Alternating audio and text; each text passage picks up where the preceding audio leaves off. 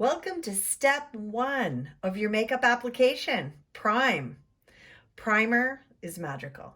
And every great makeup application starts with primer, especially our refreshing primer. So what does this do? Well, it's going to piggyback your morning moisturizer and super hydrate. Oil-free though. It's going to go in and plump up the skin with tons of hydration. It can be used as a standalone moisturizer. It's also going to calm any redness that you have in your skin.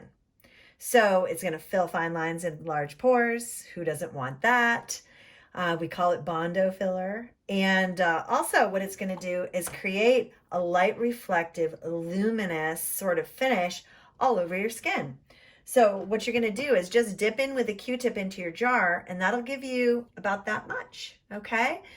Massage into both fingertips, and then head in through areas like the T-zone and under eyes, maybe around lips, where large pores and fine lines hover.